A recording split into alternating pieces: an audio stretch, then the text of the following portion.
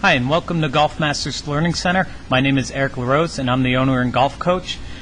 This is my friend Kevin, and I want to show you a few things that we've been working on his golf swing over the last couple months to try and make him more consistent with his ball striking.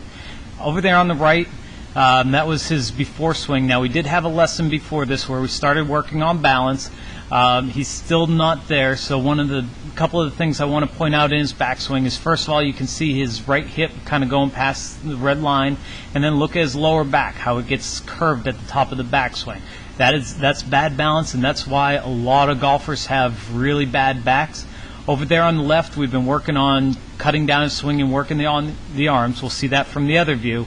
But what we've done is try to keep his right knee and right leg in place and get his upper body loaded over that. This helps his shoulders turn properly around him. It helps him get his balance and step into the ball. So it's allowed him to get in a much better position to swing down and through the ball.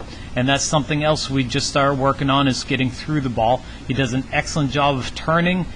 He does a great job of getting his arms extended out towards his target, which makes for a great release, and then turning his body and stepping through and getting his weight on his left side. So it's a much better swing than what he was doing over on the left, where he had a tendency to stay back on his left side too much because his balance was off.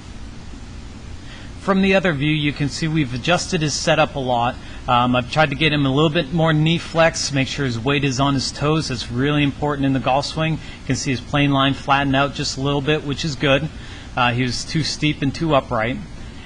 And then what we really worked on, I'm not too concerned about where you take the club on the backswing. I'm more concerned with where you get to at the top of the backswing. So he tends to he's taking a little inside, which is okay, but we've worked hard on keeping his right arm in front of him so it doesn't flare out, because when it flares out, he gets across the line at the top of the backswing. And this is also part of the balance that I talked about from the other view, making sure your weight's on your right side allows your shoulders to turn properly, and then your right knee should stay flexed, and you can see how he straightens it out. The problem with all those bad moves together is, as he comes down, you can see his club doesn't get anywhere near the plane line on the way down, and ideally your club should be on the plane line, tracking all the way from about waist high down into the ball. And he's not even close. The club should be behind his hands. It's outside his hands, cutting across it. So he had a tendency to hit a lot of slices and to pull across the ball.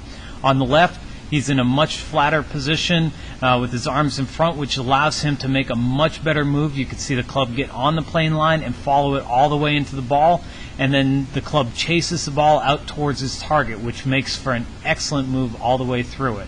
So he's starting to find more consistency and more solid contact, and even though it's a shorter swing, because he's making a more athletic move through it, he can hit it farther.